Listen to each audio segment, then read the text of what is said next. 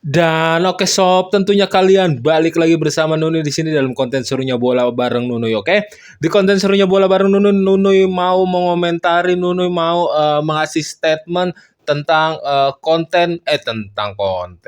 tentang susunan pemain 22 pemain timnas U20 timnas senior yang akan menghadapi kualifikasi Piala Dunia zona 2 tahap akhir, yaitu melawan Irak dan Filipina. Dua-duanya bermain di kandang di Gelora Bung Karno. Dan sebelum itu timnas Indonesia juga melakukan uji coba.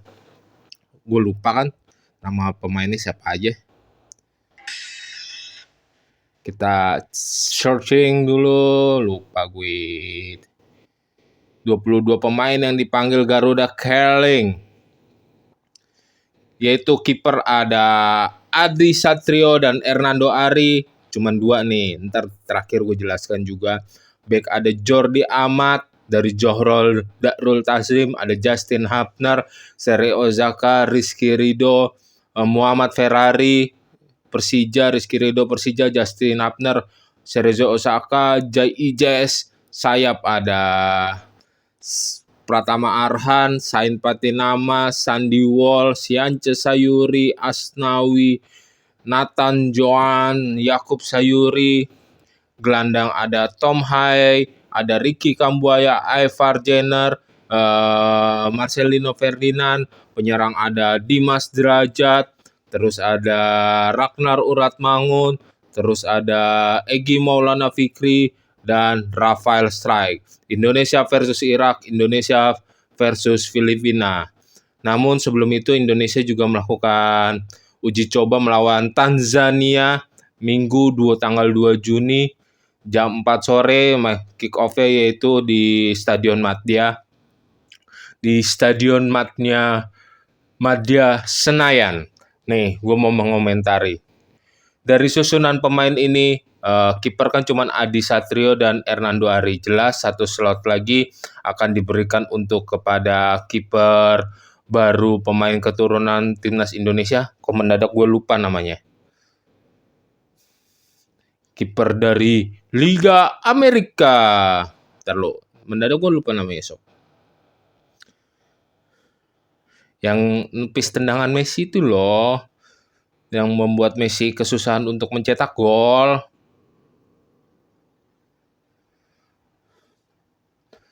Tarlo sob. Ini dia. Martin Paes, astagfirullahalazim. Ya, tapi kan Martin Paes surat-suratnya masih ada izin, dia udah resmi jadi WNI Indonesia, cuman masih ada kendala dari Federasi Belanda yang suratnya harus dikeluarkan dan surat itu belum keluar. Jadi dia masih belum bisa resmi untuk menampil di Garuda dan sedang tahap diburu-buru supaya Martin Paes segera mungkin bisa membela timnas Indonesia, terkhususnya saat melawan Irak ataupun Filipina. Kalau masalah uji coba no problem lah. Kalau untuk laga resminya semoga Martin Paes udah bisa tergabung, dan dari Federasi Belandanya, PSSI Belandanya, semoga surat-suratnya segera selesai untuk urusannya administrasinya agar Martin Paes bisa bergabung di timnas Indonesia. Oke? Terus mana lagi? Untuk back. Nah, untuk back nih penjelasannya mungkin agak sedikit panjang ya sob ya. Tidak adanya nama Elkan Bagot di posisi pemain belakang. Kita tahu Elkan Bagot mungkin kalau kalian udah ngeliat postingannya, dia sudah pergi liburan dengan kekasihnya. Bukan keinginan Elkan Bagot juga, karena emang dia nggak menerima surat pemanggilan resmi juga sob dari PSSI maupun dari tim staf pelatihan ataupun Sintayong itu sendiri gitu. Nah, tetapi Elkan Bagot nih kayaknya STY tuh merasa entah itu STY ada perasaan marah atau merasa udah cukup dengan adanya ntar Justin Hapner pasti 3 di belakang, terus Jordi Amat dan Rizky Ridho. Kan berapa kali kalau ketika Hapner bergabung, Bagot disingkirkan juga, kalian perhatikan tuh. Bagot disingkirkan di bangku cadangan. Mungkin STY sudah ada Jai Ijes juga. Mungkin STY sudah merasa cukup, ataupun STY kecewa ketika Piala Asia U23 kemarin. Oke lah kalau di ajang resminya memaklumi Bagot tidak bisa bergabung, STY bisa memaklumi, tetapi ketika ada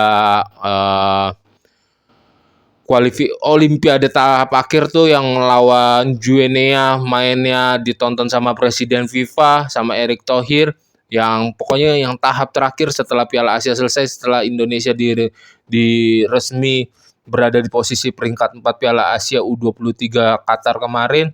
Kan ada melawan Guinea lagi, dan Bagot dikirimkan untuk pemanggilan lagi, dan Bagot tidak bisa bergabung kembali. Mungkin di situ ada sedikit perasaan kecewa dari Sintayong dan tim kepelatihannya, ataupun ya sudah merasa cukup karena masih ada Bang Jai. Ini aja kalau gua rasa yang main Bang Jai, Justin Hapner, dan Rizky Ridho. Jordi Amat bisa kemungkinan main di gelandang ataupun cadangan, sob.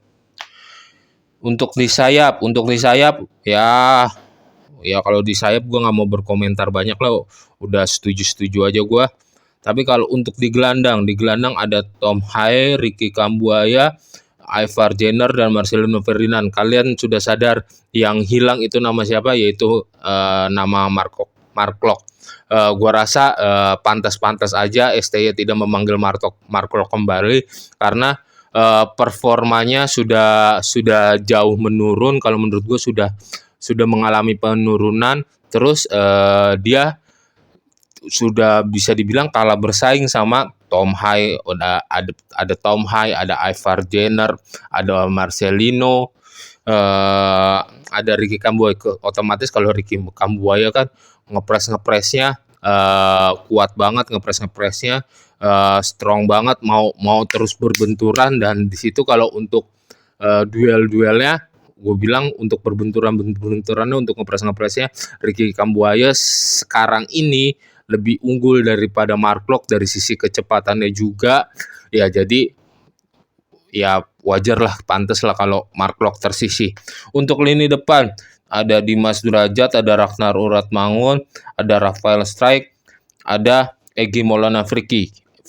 Oke. Ini tidak ada tipe target man murni. Seharusnya kalau menurut gua Ramadan Sananta tetap masuk di pemanggilan ini, dan Dimas Derajat ya keluar aja gitu.